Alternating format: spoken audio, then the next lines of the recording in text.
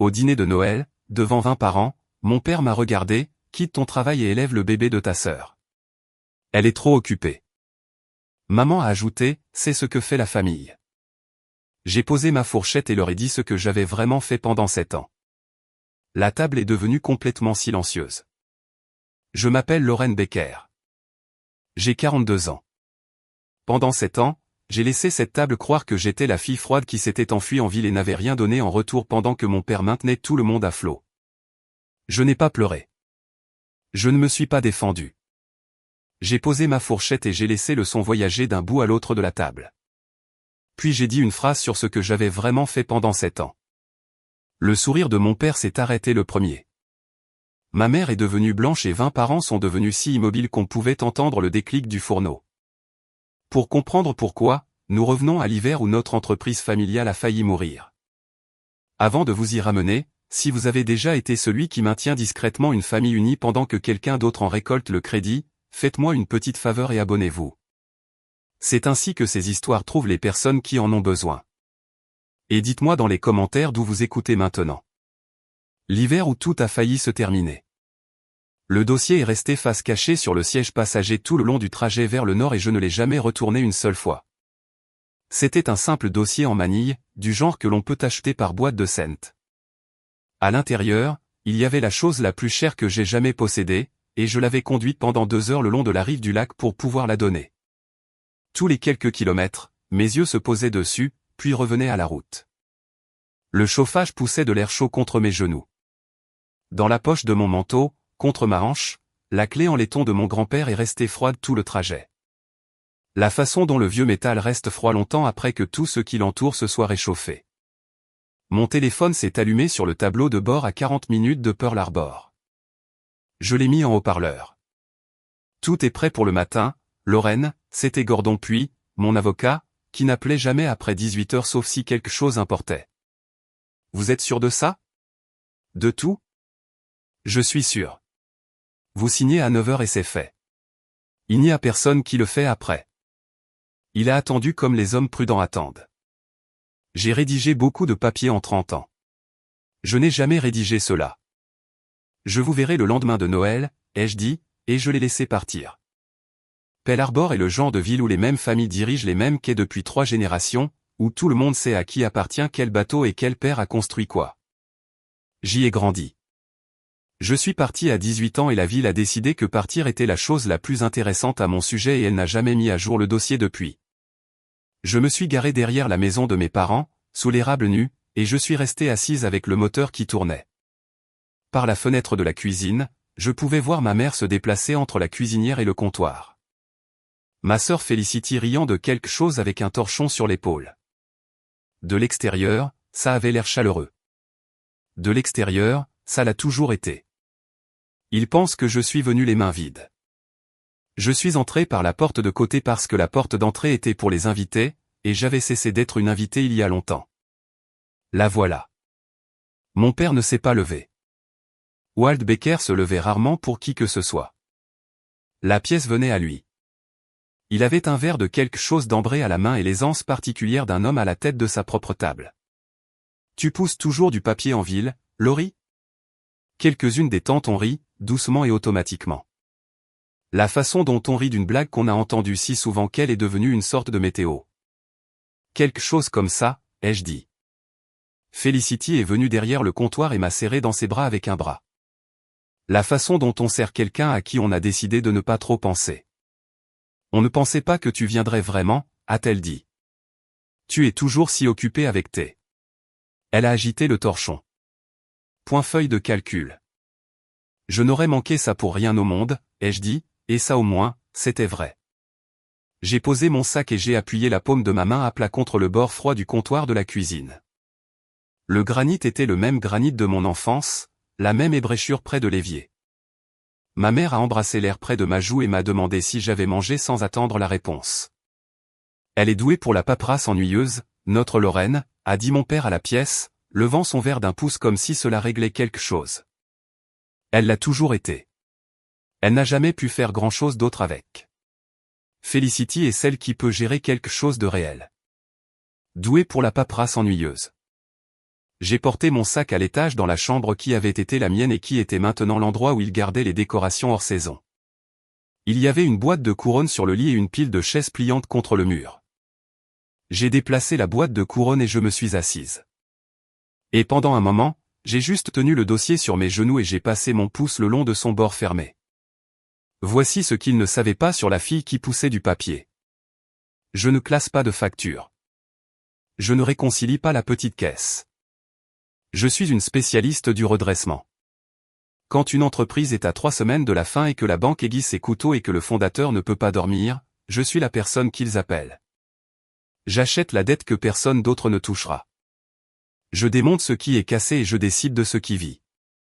Il y a 2 ans, je suis entré dans un fabricant de meubles centenaires que 4 banques avaient déjà radié, et j'ai maintenu 400 personnes à leur poste en le restructurant en un week-end. Personne en dehors de la pièce n'a jamais entendu mon nom. C'est ça le travail. Le travail, c'est d'être la personne silencieuse à la table que les gens bruyants oublient de surveiller.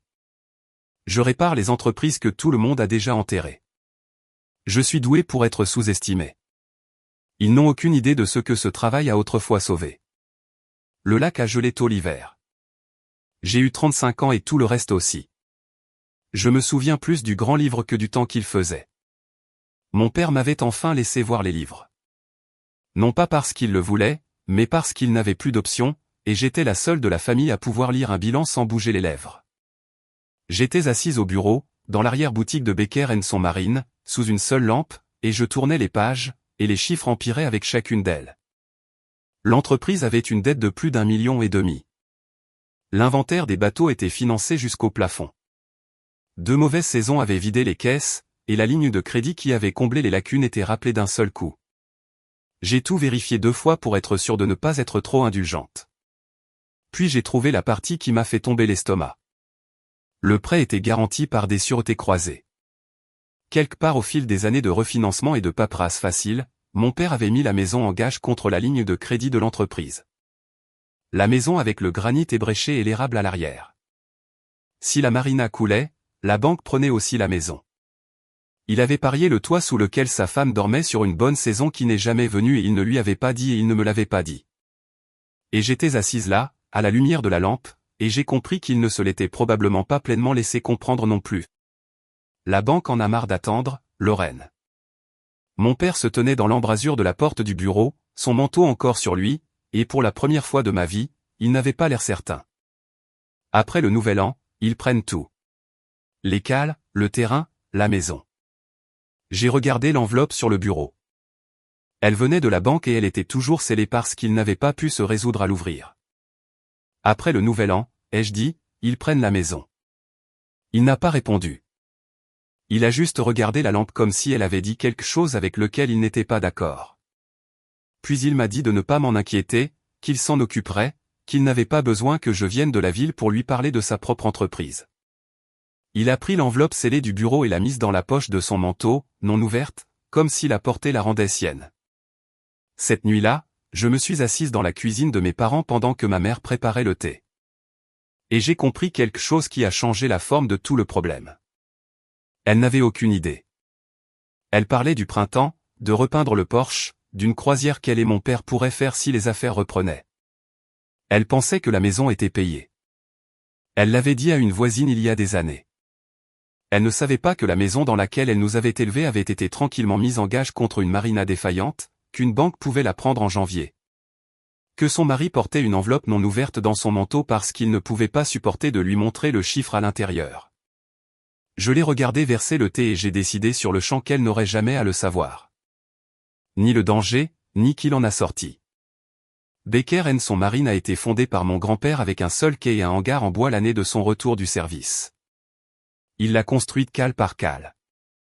L'enseigne au-dessus du bureau avait encore le lettrage qu'il avait choisi. Mon père en a hérité et s'est qualifié d'autodidacte. Et la plupart du temps, je le laissais faire parce que certains mensonges sont moins chers à entretenir qu'à corriger. 2 jours plus tard, il a réuni la famille. Il s'est tenu dans le salon devant ses frères, quelques cousins et notre mère, et il leur a dit de ne pas s'inquiéter. Il leur a dit qu'il s'en occupait. Il leur a dit, avec cette aisance qui revenait dans sa voix alors qu'il parlait, qu'il avait traversé pire, qu'un Becker retombait toujours sur ses pieds, que la banque et lui allaient trouver un arrangement. Je me tenais près de la porte, mon manteau sur le bras, et personne ne m'a rien demandé. J'étais la seule dans la pièce à savoir exactement à quel point c'était grave, exactement au dollar près, et j'étais celle dont personne n'a pensé à vouloir l'opinion. J'avais offert la veille de m'asseoir avec lui et la banque. Il m'a dit que ce n'était pas un travail pour quelqu'un qui pousse du papier dans un bureau. Ton père retombe toujours sur ses pieds, a dit ma tante en me tapotant la main comme si elle me réconfortait à son sujet. La sangle de mon sac me coupait la peau mais je l'ai laissé faire. J'avais appris jeune qu'un corps supportera une petite douleur en silence si cela empêche une plus grande de se montrer. Personne n'a demandé à celle qui pouvait arranger les choses. Alors j'ai quitté la pièce. J'ai conduit jusqu'à la marina vide et je suis entré dans l'arrière-boutique dans le noir, je me suis assise au vieux bureau de mon grand-père et j'ai fait les calculs que personne d'autre dans cette famille ne ferait. Je l'ai fait de 3 manières différentes. Je connaissais les créances en souffrance. Je savais ce qu'une banque prendra pour une créance dont elle a peur. Et je savais qu'elle prendrait une forte décote sur celle-ci plutôt que de passer 2 ans à saisir une marina dans une ville dont elle n'avait jamais entendu parler. Je pouvais racheter la dette directement par l'intermédiaire d'une entité qui n'avait rien à voir avec le nom Becker. Je pouvais retirer la maison de l'équation de la même manière. J'avais passé 15 ans à faire exactement ça pour des étrangers, et je pouvais le faire les yeux fermés. Le problème n'a jamais été de savoir si je le pouvais. Le problème était l'homme dans le salon. Parce que si je retournais là-bas et que j'annonçais que la déception, la froide, la fille qui est partie, allait signer le chèque qui garderait le toit au-dessus de leur tête, ils préféreraient perdre la maison. Je le savais comme on sait que le temps va tourner. Sa fierté n'était pas un défaut qu'il avait. C'était le mur porteur de l'homme tout entier. Et si je l'enlevais en le sauvant devant tout le monde, le reste de lui s'effondrerait. Je pouvais le sauver. Je ne pouvais simplement pas être celle qu'on voyait le sauver. Dans le tiroir du haut du bureau, sous une bobine de cordage de quai et une boîte de vieux reçus, se trouvait la clé en laiton de la porte d'entrée de mon grand-père. Je l'avais gardée là depuis les funérailles. Je l'ai retournée une fois dans ma main, froide et lourde, et sur un post-it, j'ai écrit un seul mot. Le nom de la société écran que mon avocat formerait le matin, Kestrel. Au printemps, la banque a cessé d'appeler. Personne n'a demandé pourquoi. Kestrel Holdings LLC a été créée un mardi, et à la fin de ce mois-là, elle avait fait 2 choses. Elle a acheté la créance en défaut de la marina à la banque à un peu plus de 60 cents pour $1. Les créances en souffrance se vendent à bas prix, et la banque était heureuse de se débarrasser d'un problème qu'elle ne voulait pas poursuivre. J'étais assise en face d'un responsable de prêt qui n'en revenait pas de sa chance qu'une société de holding privée lui enlève ce casse-tête, et je l'ai laissé penser que c'était de la chance. J'ai signé en tant que représentante de Kestrel. Personne dans cette banque et personne dans ma famille ne relirait jamais le nom sur cette page à moi. La deuxième chose était la maison. Je l'ai retirée de l'équation par une vente et un leaseback discret. Mes parents ont cédé l'acte de propriété à Kestrel en échange d'argent qui est allé directement dans l'entreprise, avec le droit de le racheter dès qu'ils se remettraient sur pied. Un droit qu'ils n'ont jamais pu exercer en 7 ans. Ma mère a signé là où Walt lui a dit de signer, faisant confiance à l'homme qui s'en était occupé. C'est le document que j'ai vu mon père signer. Puis l'avait structuré proprement, mais la signature devait quand même avoir lieu. Un coursier a donc apporté les papiers au bureau de la marina un après-midi gris, présenté comme le refinancement auquel mon père croyait. Il s'est assis à son propre bureau et a signé là où les petites languettes lui disaient de signer. Page après page, rapidement, comme les hommes qui se noient signent tout ce qui flotte. Il n'a pas lu au-delà de la première page de quoi que ce soit. On lui a dit que c'était standard. Il l'a cru parce que le croire lui permettait de continuer à être l'homme qui s'en était occupé. Je n'étais pas dans la pièce, mais j'ai une copie de chaque page, et sa signature est sur toutes. Et je l'ai regardé plus de fois que je ne voudrais l'admettre. Je me souviens de la nuit où les virements ont été compensés. J'étais assise dans mon appartement en ville avec l'ordinateur portable ouvert et l'écran la seule lumière dans la pièce, et j'ai cliqué sur la dernière confirmation, et sa lueur s'est posée sur mon visage dans le noir. Plus d'1 million de dollars de ma propre vie se sont déplacés sur un écran pour sauver des gens qui passeraient les 7 années suivantes à expliquer à leurs parents à quel point je ne leur avais jamais rien donné. Gordon puis a appelé pour confirmer que c'était arrivé. C'est fait, a-t-il dit. Autant que n'importe qui ait besoin de le savoir, la banque a trouvé un partenaire de refinancement. Autant que n'importe qui ait besoin de le savoir. Dans l'arrière-boutique, sur le mur près du classeur, une petite pancarte imprimée a été installée qui disait « Géré par Kestrel Holdings ». Pendant 7 ans, aucun membre de ma famille ne s'est jamais arrêté pour la lire. Dans les semaines qui ont suivi la compensation des virements, j'ai vu mon père redevenir lui-même. La courbure de ses épaules a disparu. Il a recommencé à arpenter les quais comme avant, disant aux matelots que le pire était derrière eux, qu'il avait trouvé un arrangement avec la banque, que personne ne perdrait son emploi sous sa surveillance. Le personnel l'adorait pour ça. Paul Mercé lui a serré la main et l'a remercié d'avoir sauvé l'endroit. Et mon père a accepté les remerciements comme il acceptait tout, comme si c'était un dû. J'étais là pour ça, debout près du quai de carburant avec un presse-papier pour avoir une raison d'être inutile et présente en même temps. J'ai entendu Paul lui demander amicalement comment il avait réussi avec la banque alors que les choses avaient semblé si mal. Et j'ai vu le visage de mon père se crisper une seconde avant qu'il ne sourie et ne dise « Un banquier lui devait une faveur et a changé de sujet ». C'était la première fois que je voyais ce réflexe. Je ne savais pas encore qu'il se durcirait pour devenir la chose qui dirigerait les 7 années suivantes. J'ai juste remarqué que mon père rétabli n'aimait pas qu'on lui demande comment il avait été sauvé. Quelques semaines après la signature des papiers, la famille a organisé une petite fête. Nous avions été sauvés après tout. Mon père s'en était occupé. Il se tenait dans le salon, un verre levé, la couleur revenue sur son visage, la certitude revenue dans ses épaules, et il a raconté l'histoire qu'il raconterait pour le reste de sa vie. À la ténacité, a-t-il dit, à ne jamais demander l'aumône à personne. Ils ont bu à ça. Mes oncles lui ont tapé dans le dos. Ma mère le regardait comme elle l'avait regardé le jour de leur mariage, comme s'il avait ramené le soleil dans le ciel à main nue. Je me tenais près de la fenêtre avec un verre de vin que je n'avais pas touché, et je l'ai levé quand ils ont levé le leur, et le bord était froid contre ma lèvre. Je l'ai reposé avant d'avoir bu quoi que ce soit. Ma main est restée enroulée autour du pied un moment de plus que nécessaire, et je l'ai forcé à lâcher prise. Je venais de payer pour cette ténacité. Le virement avait été compensé 9 jours auparavant. J'aurais pu dire quelque chose. Je veux être honnête avec vous à ce sujet car cela aura de l'importance plus tard. Il y a eu un moment, les verres levés et la voix de mon père remplissant la pièce, où j'aurais pu poser la vérité sur la table comme une assiette. Je ne l'ai pas fait. Je me suis dit que c'était de la gentillesse. Je me suis dit que c'était pour ma mère, pour les cousins, pour le nom au-dessus de la porte. Sous tout cela se trouvait la vérité plus petite et plus laide qu'une partie de moi avait encore 19 ans et attendait toujours que mon père me regarde et sache enfin ce que je valais. L'histoire s'est figée comme du béton. En un an, ce n'était plus une histoire. C'était simplement ce qui s'était passé. Walt Becker avait affronté la banque et sauvé l'entreprise familiale par pure volonté. Les chiffres qu'il donnait quand on le pressait ne collaient jamais tout à fait. Un refinancement par-ci, une bonne année par-là que les livres ne montraient pas. Mais personne dans la famille ne savait lire les livres. Donc personne n'a jamais remarqué les coutures. Un homme a remarqué que quelqu'un les avait sauvés. Ce n'était pas lui. Je les ai sauvés et je l'ai laissé être le héros. C'était ma première erreur.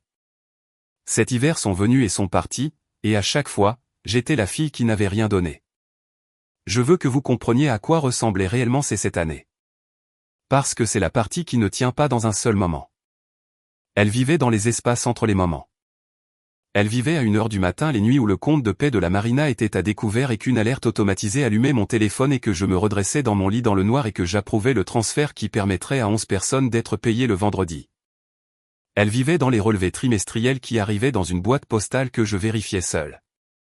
Elle vivait dans la lente et invisible hémorragie d'argent de mes comptes vers les leurs. Il y a eu l'hiver où le toit du bâtiment principal a cédé et où la réparation a dépassé de plusieurs dizaines de milliers de dollars ce que l'entreprise avait et où Kestrel a reporté un paiement ce trimestre-là et où mon père a dit à ma mère qu'il allait faire pression sur la banque. Il y a eu la saison où une livraison de bateaux est arrivée que le plan de financement ne pouvait pas couvrir et où l'écart était à ma charge. Il y a eu le printemps. Mon père a retiré plus d'argent que la marina ne pouvait se permettre parce qu'il était le propriétaire et que les propriétaires prennent ce qu'ils veulent et j'ai comblé le trou derrière lui pour que le personnel soit quand même payé. Selon mes propres comptes, au cours de ces années, j'ai discrètement absorbé près de 640 000 $ de déficit que la famille n'a jamais connu. Le salaire d'un directeur de marina en faisait partie. Le salaire de ma sœur. Parce que voici un détail que ma sœur n'a jamais appris. Felicity n'a pas gravi les échelons pour devenir directrice de la marina par elle-même. Le poste était réel. Le titre était réel. Le travail qu'elle faisait était réel. Mais la paix dont il provenait s'équilibrait chaque mois uniquement parce que je la faisais s'équilibrer. Elle a mérité ce titre elle-même, a dit mon père à un cousin un Thanksgiving, rayonnant en regardant Felicity de l'autre côté de la dinde. Elle a gravi les échelons. Personne ne lui a rien donné. J'avais signé la paix qu'il avait payée 11 jours plus tôt. Je n'ai rien dit. J'ai passé la sauce au canneberge. Elle l'a mérité. Je l'ai financé. Le même Thanksgiving, ma mère a fait le tour de la table en demandant à tout le monde ce pourquoi ils étaient reconnaissants. Et quand elle est arrivée à moi, elle a souri et a répondu pour moi avant que je ne puisse parler. Lorraine est reconnaissante de n'avoir personne pour qui cuisiner, alors elle peut se détendre, a-t-elle dit. Et la table a ri, chaleureusement et facilement. Et j'ai ri aussi parce que c'était ça ou dire la chose qui mettrait le feu à la pièce. Ce n'était pas seulement les vacances. C'était la texture d'être celle qui ne comptait pas. Quand mon père a eu une frayeur de santé il y a 2 printemps, c'est Felicity qui a reçu le premier appel.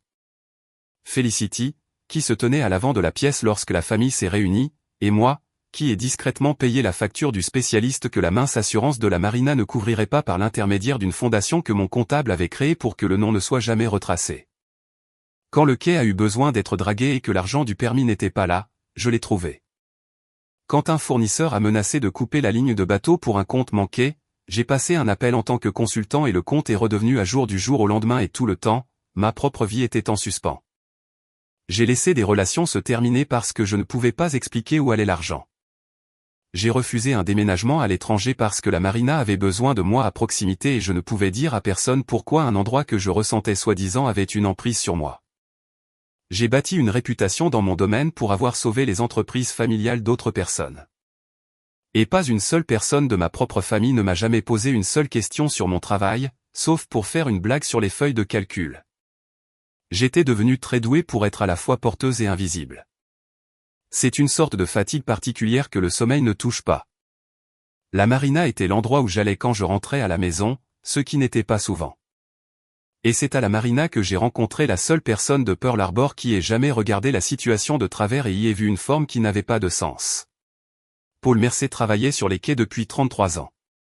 Il était là quand mon grand-père dirigeait l'endroit, il était resté sous mon père, et il avait des mains comme de la vieille corde et une façon de se taire avant de dire quelque chose qui comptait. L'été avant ce dernier Noël, je l'ai trouvé au bout du long quai avec 2 tasses de café, et il m'en a tendu une sans demander. La tasse était chaude de part en part, et la chaleur est allée directement dans mes paumes, et je l'ai tenue plus longtemps que nécessaire. Tu sais, a-t-il dit en regardant l'eau. Je n'ai jamais compris qui a vraiment sauvé cet endroit du bord du gouffre cet hiver-là. J'ai gardé les yeux sur le lac. Ton père le raconte d'une certaine manière, a poursuivi Paul, facile, sans se presser. Mais je tiens les comptes dans ma tête depuis 33 ans, et ces chiffres n'ont jamais été droits. On ne se refinance pas pour sortir de ce dans quoi nous étions. Quelqu'un a mis de l'argent réel dans ce quai quand il était en train de mourir. Il a pris une lente gorgée. Je ne sais pas qui a maintenu les lumières allumées cet hiver-là, mais je remercie Dieu pour lui tous les jours. J'ai dû regarder l'eau un moment avant de pouvoir lui répondre. Le vent venait du lac et je l'ai laissé sécher ce qui était monté à mes yeux. Et quand j'ai parlé, ma voix est sortie égale. Peut-être qu'il a juste eu de la chance, ai-je dit. Peut-être. Paul n'était pas convaincu, et il n'a pas fait semblant de l'être. Je lui ai posé la question une fois, il y a des années, comment il avait réussi. Il a eu un rire court et sec, sans humour. Il m'a presque renvoyé sur le champ pour une question. Ça fait 40 ans que je connais Walt Baker et la seule chose qu'il ne supporte pas, c'est qu'on lui demande comment il a sauvé cet endroit. Je remercie Dieu pour lui tous les jours. Le dernier soir de cette visite, je me tenais au bout du long quai et je regardais mon père arpenter les cales, montrant du doigt, corrigeant un matelot, gérant tout comme un homme qui possédait chaque planche sous ses pieds. Le vent du lac me coupait le visage. La clé en laiton était froide dans la poche de mon manteau. Il donnait les ordres. Je détenais l'acte de propriété. Aucun des deux ne le savait. 7 ans de ça. Si vous avez déjà été celui qui maintient discrètement tout ensemble pendant que quelqu'un d'autre en récolte le crédit, dites-le moi dans les commentaires. Je lis tout le monde. Et avant de continuer, je veux que vous fassiez quelque chose pour moi.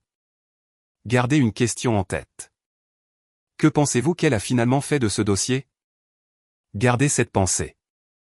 Nous y sommes presque. J'ai gardé les reçus. Je n'avais juste pas décidé à quoi ils servaient. Le bureau de Gordon puissantait le café froid et le toner frais, et la pile de papier qu'il a fait glisser sur le bureau était plus lourde qu'elle n'en avait l'air. C'était 3 jours avant Noël. J'étais descendu en ville pour une réunion, la réunion qui se préparait depuis 7 ans, et je me suis assise en face de mon avocat pendant qu'il l'exposait, un document à la fois, pour que je comprenne exactement ce que je tenais avant de décider quoi en faire. Soyons précis sur la situation, a dit puis, car après les fêtes, vous ne pourrez plus être vague sur quoi que ce soit. Il a posé la première page. Kestrel détient la créance sur toute l'opération. Le terrain, le bâtiment, les cales, l'inventaire, le financement. Tout passe par vous. Vous avez le droit de saisir depuis des années. Vous ne l'avez tout simplement jamais utilisé. Il a posé la deuxième page. Et l'acte de propriété de la maison où dorment vos parents est au nom de Kestrel. C'est le cas depuis la vente et le leaseback. Ils sont vos locataires depuis 7 ans et ne le savent pas. Il a posé la troisième. Il y a un paiement forfaitaire qui arrive à échéance sur la créance à la fin de ce mois. Un peu plus de 1,3 million. L'entreprise ne peut pas le faire. Pas de prêt. Le premier jour ouvrable de janvier, vous seriez tout à fait dans votre droit d'entamer la saisie de la marina et de la maison. Il a croisé les mains. Où vous signez les papiers que j'ai rédigés. Et rien de tout ça n'arrivera jamais. J'ai regardé les pages et j'ai laissé le poids du contrat reposer sous mes doigts. L'encre au bas de la deuxième page était à peine sèche. Vous détenez la créance sur tout, Lorraine, a dit puis plus doucement maintenant, me regardant comme les hommes prudents regardent. Et l'acte de propriété de la maison où dorment vos parents. Il a fait une pause. En 30 ans, je n'ai jamais vu quelqu'un faire ce que vous avez fait et ne rien demander en retour. Je veux m'assurer que vous savez que vous n'avez pas à continuer à ne rien demander. Quoi que vous décidiez demain, vous avez déjà fait plus que ce qu'un tribunal exigerait d'une fille. Il m'a laissé réfléchir. Puis, parce qu'il était minutieux, il a exposé l'autre voie, celle que je ne prenais pas.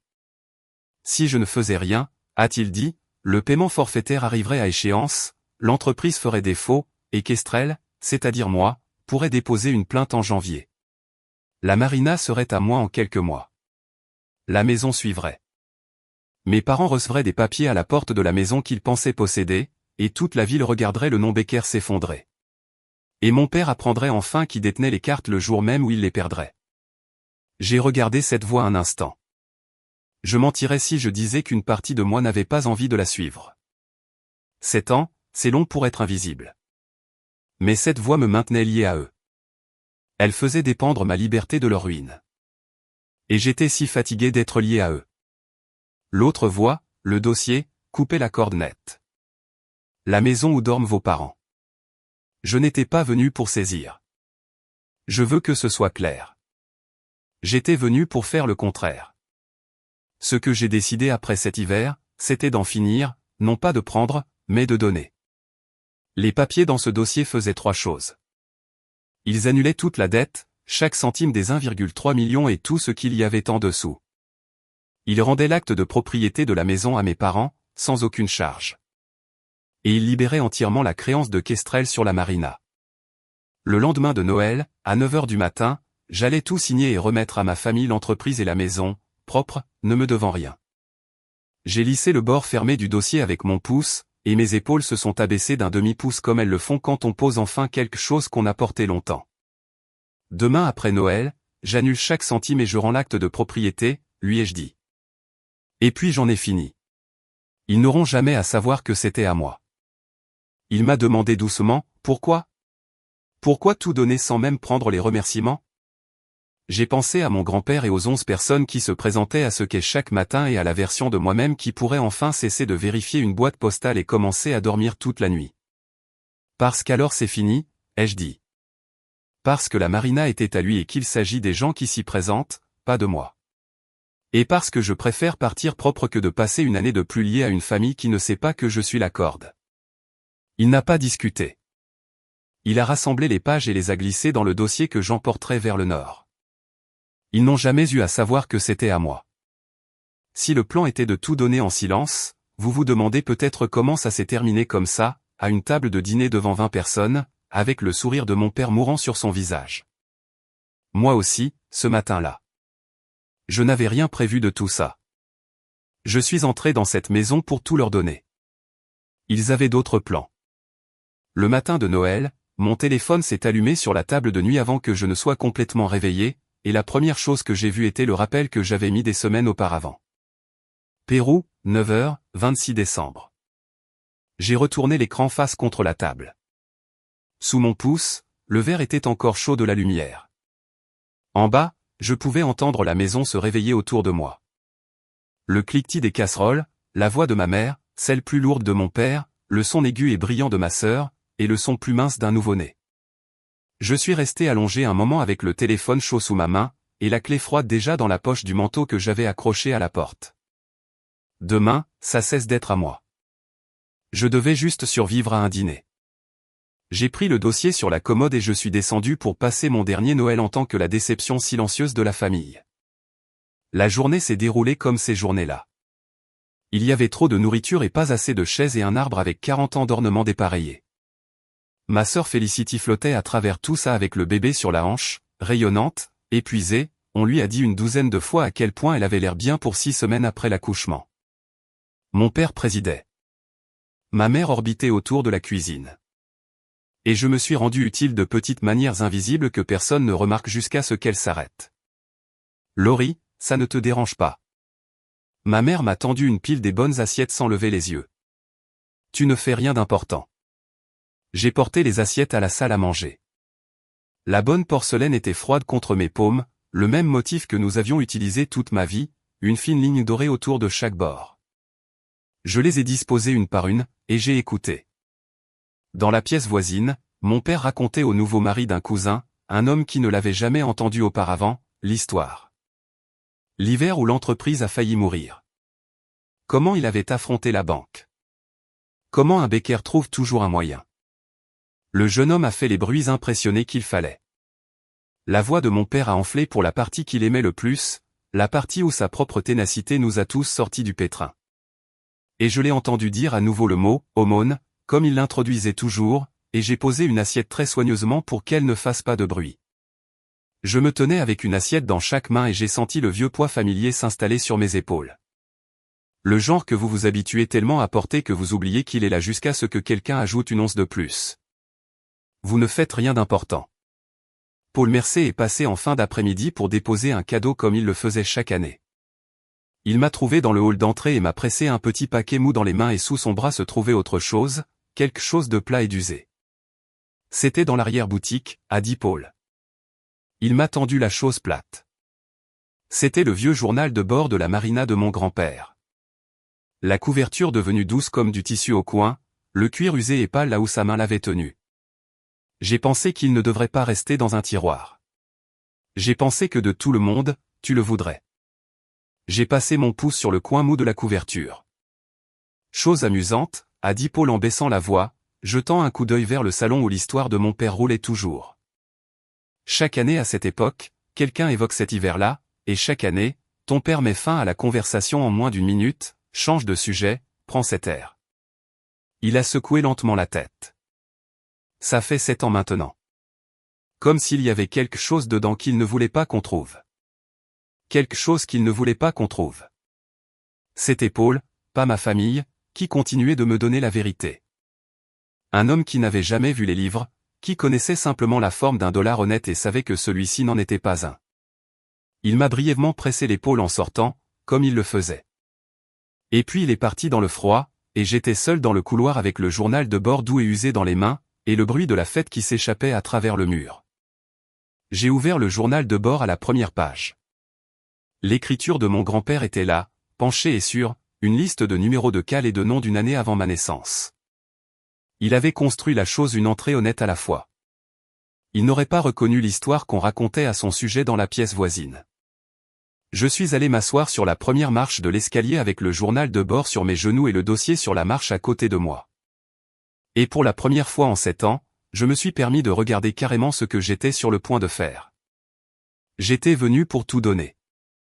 Je me suis dit que le cadeau était la fin propre, que j'annulerais la dette, que je rendrais l'acte de propriété et que je sortirais en femme libre qui avait fait ce qu'il fallait pour le quai de son grand-père et les gens qui s'y trouvaient. Mais assise sur cet escalier avec la voix de mon père roulant à travers le mur, racontant à un étranger un mensonge sur l'hiver qu'il ne pouvait supporter d'avoir examiné, j'ai senti le plan basculer. Si l'effaceur avait été un accident, s'il ne savait tout simplement pas, alors le cadeau était de la miséricorde.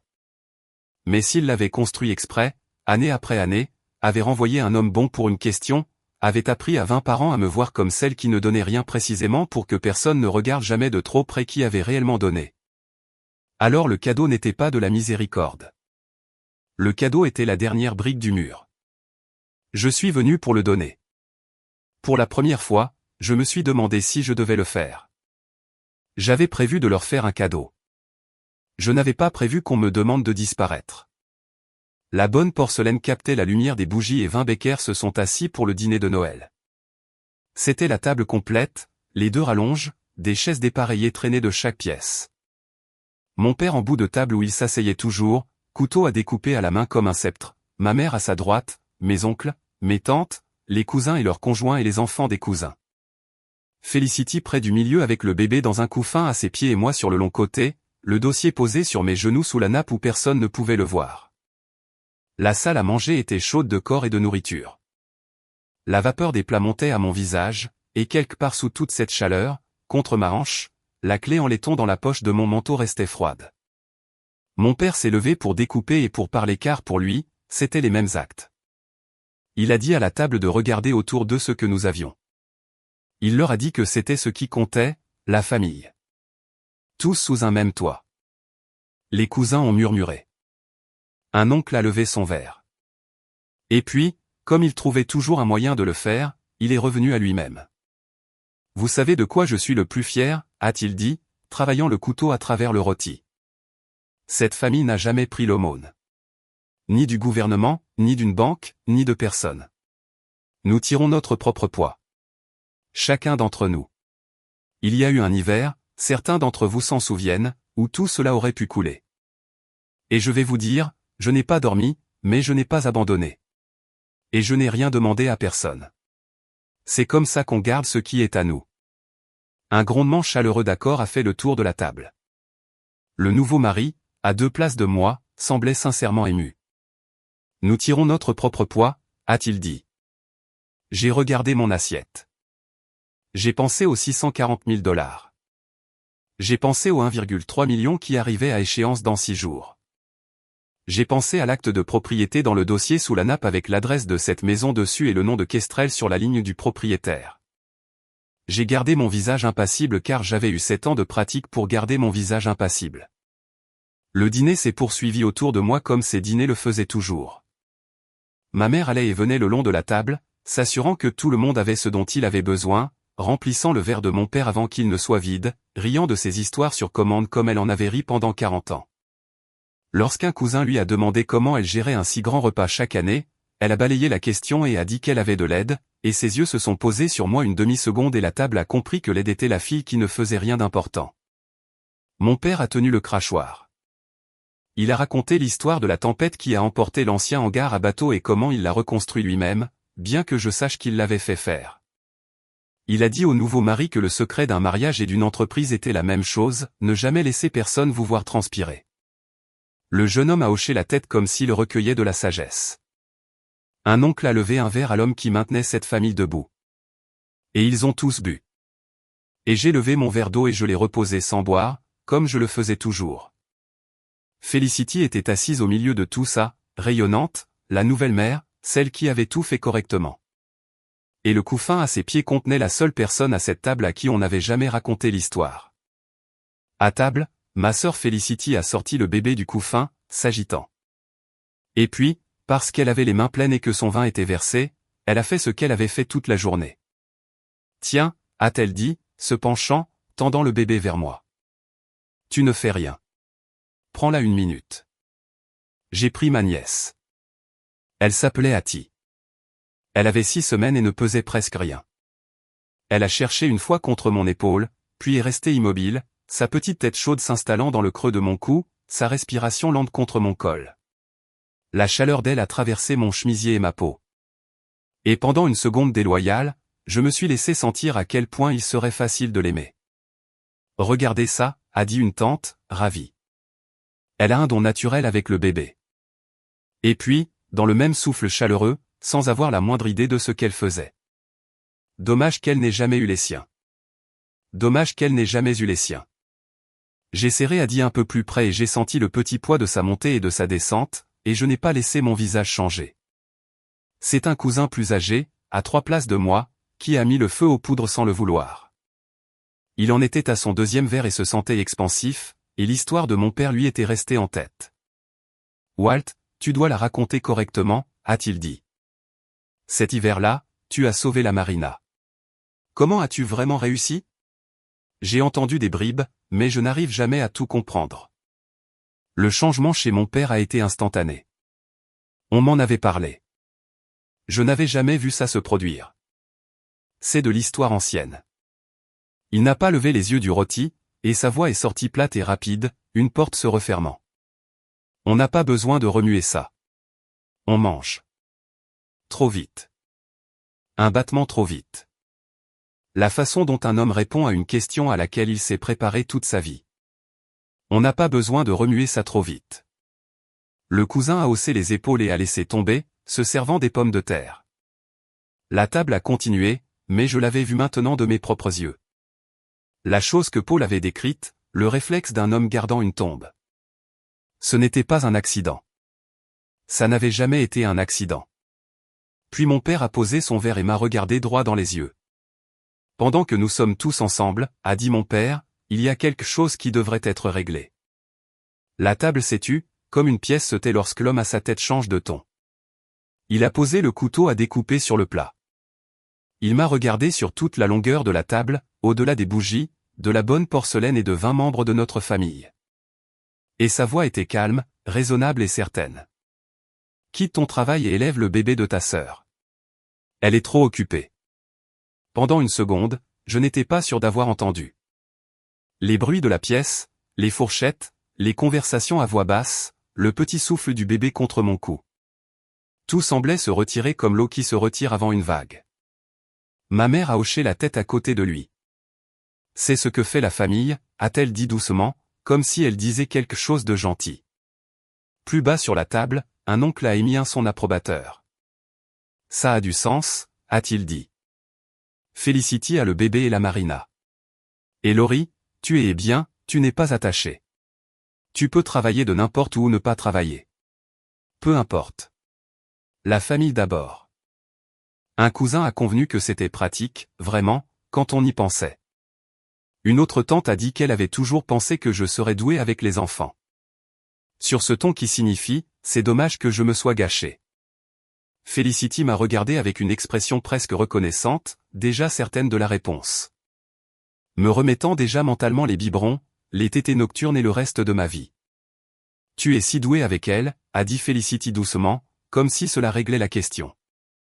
Comme si être doué avec un bébé pendant 20 minutes était un contrat. Ma mère s'est penchée et a tapoté la main de mon père, fier de lui pour avoir résolu le problème de sa fille de rechange si proprement devant tout le monde, où je devrais en être gracieuse. Une tante a dit, n'était-ce pas gentil? Nous tous, nous nous entraidons. Le nouveau mari avait l'air légèrement confus, comme s'il sentait quelque chose de bizarre dans la pièce, mais ne pouvait pas le nommer. Je suis resté très immobile. Le souffle du bébé était lent contre mon cou. Les bougies brûlaient. Quelque part sous la nappe, ma main a trouvé le bord fermé du dossier et s'y est posée. Je n'ai rien décidé à ce moment-là. J'ai juste cessé de prétendre que je ne l'avais pas déjà décidé. Personne à cette table ne pensait que c'était mal. C'est la partie sur laquelle je veux que vous vous arrêtiez. Pas que mon père l'ait dit, qu'il l'ait dit devant 20 personnes et que pas une seule n'ait sourcillé. Parce que pendant 7 ans, il leur avait dit exactement qui j'étais, la froide, celle qui ne donnait rien. Et il l'avait cru si complètement que m'ordonner de dissoudre toute ma vie leur semblait à cette table un simple bon sens. Une utilisation raisonnable de la fille qui n'avait rien de mieux à faire. J'ai rendu le bébé à Felicity doucement.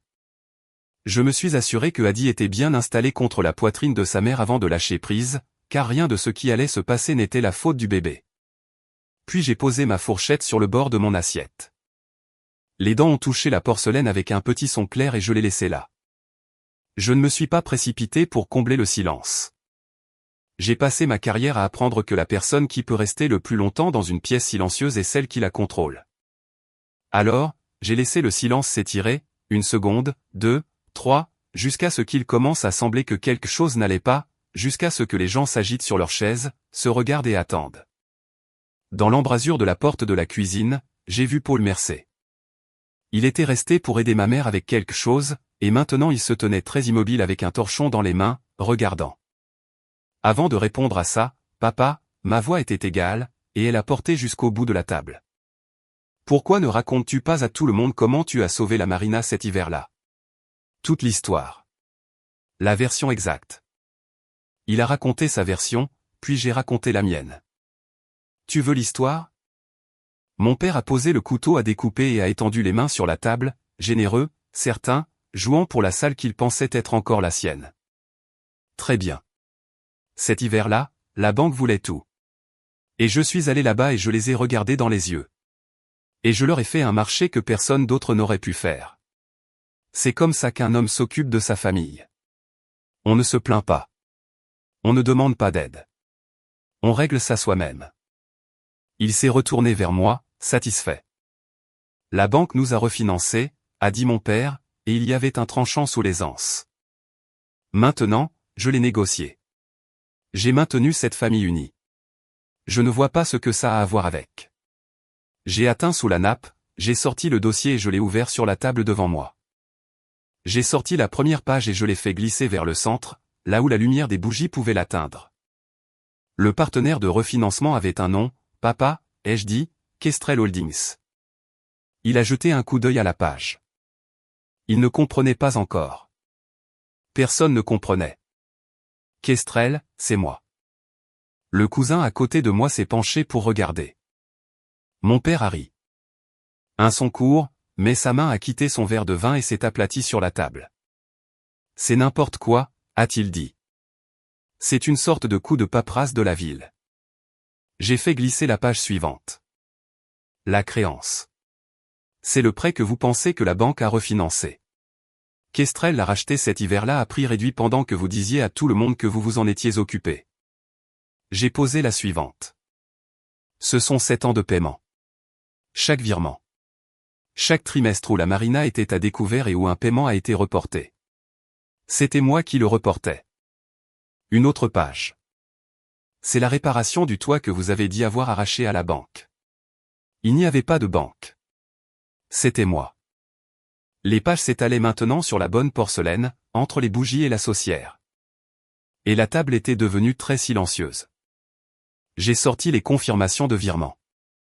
640 000 $. Ai-je dit. C'est ce que ça m'a coûté de maintenir cette famille à flot pendant que vous vous leviez à chaque fête pour raconter l'histoire que vous venez de raconter.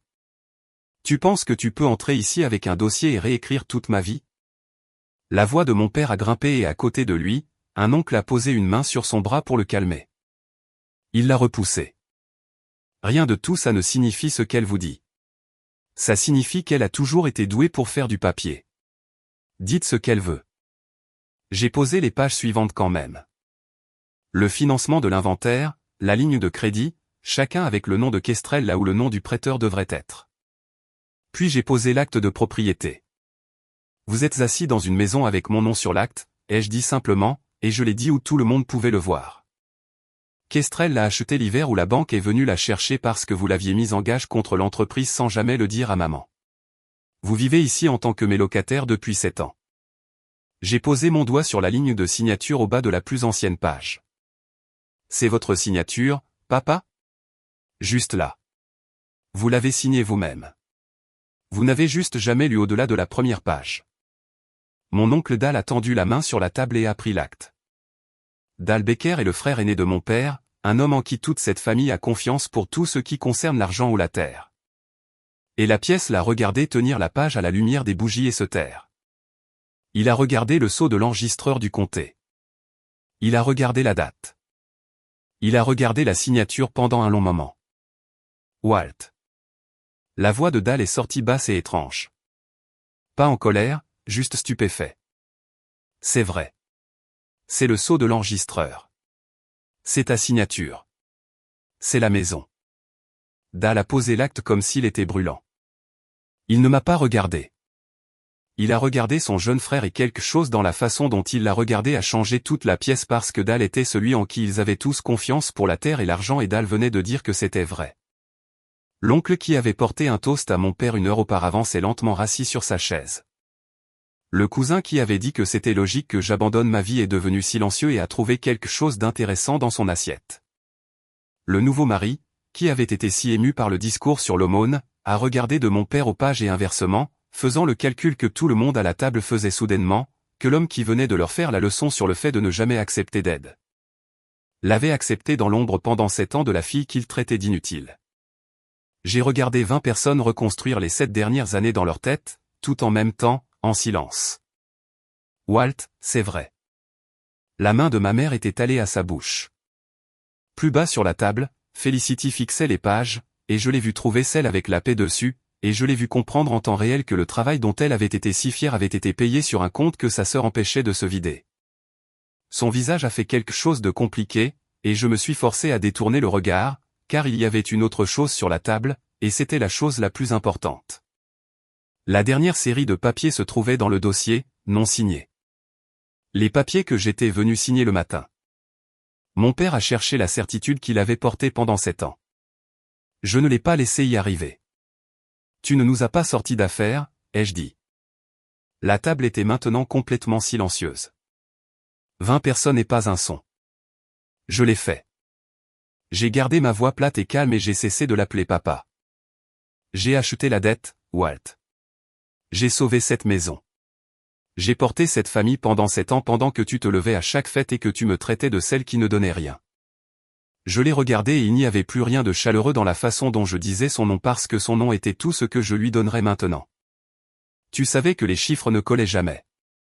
Tu l'as enterré. Tu as presque renvoyé Paul pour avoir posé une seule question parce que la seule chose que tu ne pouvais pas supporter, c'était que quelqu'un dans cette ville découvre qui t'avait vraiment sauvé. Il a ouvert la bouche et l'a refermée. J'ai posé ma main à plat sur les papiers non signés. Demain matin à 9 h, j'allais signer ça. Ils annulent chaque centime de la dette. Ils vous rendent l'acte de propriété de cette maison, sans aucune charge. J'allais tout vous rendre. Partir et ne jamais dire à aucun d'entre vous que ça avait été à moi. J'ai laissé ça atterrir. Plus maintenant. C'était là. Le silence de mort du début de tout ça. 20 par an, les bougies brûlant, le fourneau cliquant quelque part dans les murs, et Walt Becker sans rien dans les mains. Il a retrouvé sa voix en dernier, et elle est sortie fausse. Trop forte, avide. Tu n'as pas le droit de parler à ton père comme. Je détiens l'acte de propriété de la chaise sur laquelle tu es assis, ai-je dit. Je me suis levé. Ma main a trouvé le dos en bois frais de la chaise. Et je me suis levé et j'ai regardé le long de la table, tous. Les oncles qui lui avaient porté un toast, les tantes qui m'avaient eu pitié. Ma mère qui avait répondu pour moi à chaque dîner. Ma sœur avec la vérité sur son propre salaire encore en train de s'installer sur son visage. Voici ce qui se passe maintenant. Je garderai la marina ouverte. Je couvrirai tout ce dont elle a besoin. Pas pour vous, mais pour Paul et pour les gens qui ont réellement construit cet endroit et qui s'y présentent tous les matins quand l'eau devient agitée. La maison reste à mon nom, et personne à cette table ne me dira plus jamais ce que je dois à cette famille. Mon père a regardé autour de la table, cherchant quelqu'un pour le soutenir. Personne ne l'a fait. L'oncle qui lui avait porté un toast a étudié la nappe. Dan ne voulait pas croiser son regard. Ma mère n'avait pas dit un mot depuis que l'acte avait quitté les mains de Dal, et elle n'en a pas dit un maintenant. L'homme qui avait dirigé cette table pendant 40 ans était assis à sa tête avec 20 personnes autour de lui et a découvert pour la première fois de sa vie que la pièce n'était pas la sienne. Lorraine. La voix de ma mère était très petite. Ma chérie, nous sommes toujours ta famille. Je sais, ai-je dit. C'est la partie dont j'ai mis 7 ans à survivre. Felicity a commencé à pleurer doucement. Le bébé endormi contre elle. J'ai senti l'attraction. Je l'ai laissé passer. Certaines dettes, on les pardonne, et d'autres, on arrête simplement de les payer. Dans l'embrasure de la cuisine, Paul Mercier a posé le torchon et a hoché la tête une fois. Si on vous a déjà dit qu'aimer sa famille signifie y disparaître, j'espère que ce soir vous avez entendu ce qu'est réellement une limite. Ce n'est pas bruyant. Partagez ceci avec la seule personne de votre vie qui a besoin de l'entendre, et restez avec moi un instant de plus car il y a une fin plus calme à tout ça, près de l'eau. Puis j'ai pris le dossier et je suis sorti de la maison que je payais. Le froid du lac m'a frappé à la seconde où j'ai posé le pied sur le long quai et je l'ai inspiré comme le premier air pur en 7 ans. Il faisait nuit noire. Les cales étaient vides pour la saison. Les bateaux emballés et sortis de l'eau. L'eau noire et plate entre les pilotis. J'ai marché jusqu'au bout du quai où Paul m'avait tendu du café cet été-là, et je me suis tenu là, le dossier sous le bras, et j'ai laissé le vent agir sur moi. J'ai entendu ses pas avant d'entendre sa voix. Paul Mercier est descendu lentement le quai, son col relevé, et s'est arrêté à côté de moi, et pendant un moment, aucun de nous n'a rien dit. Nous avons juste regardé l'eau. « C'était toi » a-t-il dit finalement. Tout ce temps, c'était toi. C'était moi. Il a hoché lentement la tête, comme il le faisait avant tout ce qui comptait. J'ai fouillé dans la poche de mon manteau et j'ai sorti la clé en laiton de mon grand-père, celle que j'avais portée ici, froide contre ma hanche, tout le trajet, et je l'ai tendue sur ma paume ouverte dans le noir. « C'était à ton grand-père » a dit Paul. L'enseigne sur la porte dit les fils. Il a refermé mes doigts dessus avec ses 2 mains, ses mains rugueuses de cordier chaude autour des miennes. Il aurait toujours dû y avoir ton nom. C'est à toi maintenant. Je n'ai pas pu lui répondre tout de suite. J'ai fermé la main autour de la clé et je l'ai tenue, et pour la première fois en toutes ces années, le métal a commencé à se réchauffer dans ma paume. J'ai pensé à mon grand-père alors. Il est mort quand j'avais 19 ans, l'année après mon départ, et j'avais manqué la plupart de ces derniers étés à courir après une carrière qu'il n'a jamais pu voir. Mais je l'avais eu pendant 19 ans, et je portais une chose de lui qu'aucun testament ou acte ne pouvait contenir. Le dernier été où j'étais à la maison, avant son décès, il m'a emmené au bout de ce même quai, lentement, la main sur mon épaule, et il est resté à regarder l'eau pendant un long moment, comme le font les vieillards. Et puis il m'a dit quelque chose, et je peux encore entendre le temps exact de sa voix quand il l'a dit. Un endroit comme celui-ci, ce n'est pas le bois, Lorraine. Ce n'est pas le bâtiment et ce n'est certainement pas dont le nom est peint au-dessus de la porte. Ce sont les gens qui s'y présentent quand l'eau devient mauvaise. Tu t'occupes de ceux qui se présentent et tu ne cherches personne pour t'en remercier. Tu fais ça et le reste, le nom, le crédit, tout ce bruit. Le reste s'occupe de lui-même. J'avais passé 7 ans à m'occuper de ceux qui se présentaient. Je n'avais juste pas compris jusqu'à ce que je me tienne là avec sa clé se réchauffant dans ma main et Paul Mercier à côté de moi dans le noir que le vieil homme m'avait aussi tranquillement dit que j'avais le droit d'être l'un d'entre eux. Paul m'a pressé l'épaule une fois et m'a laissé là avec l'eau et la clé. Il aurait toujours dû y avoir ton nom. Au début du printemps, les cales se remplissaient à nouveau, et la marina était à moi ouvertement maintenant, comme elle l'avait été discrètement pendant des années. J'ai tenu parole. J'ai couvert le paiement qui arrivait à échéance et Becker & son marine est resté ouvert et Paul Mercier a gardé son travail et les 10 autres personnes qui se présentaient à ce quai tous les matins quand l'eau devenait mauvaise aussi. Je n'ai pas enlevé le nom de mon père de quoi que ce soit. Je n'en avais pas besoin. Mes parents et moi ne nous parlons plus beaucoup maintenant. L'acte est resté à mon nom. La maison est à eux pour y vivre selon des conditions écrites et claires, et la clarté, il s'avère, est sa propre sorte de miséricorde. Il n'y a pas eu d'excuse, et j'ai cessé d'en attendre il y a longtemps. Quelque part entre la compensation du virement dans le noir et la clé en laiton se réchauffant dans ma main. Felicity a appelé une fois ce printemps-là, pas pour s'excuser non plus, mais pour demander prudemment si je voudrais toujours être dans la vie de Hattie. Je lui ai dit la vérité. Je serai dans la vie de Hattie, ai-je dit. À mes conditions, pas comme la pièce de rechange de la famille. La clé en laiton vit toujours dans la poche de mon manteau, sauf que maintenant elle est chaude plus souvent que non parce que je suis à ce qu'est la plupart des semaines. L'enseigne au-dessus de la porte du bureau lit toujours Becker & Son dans le lettrage de mon grand-père. Je la laisse. Il voulait que j'abandonne tout ce que j'avais.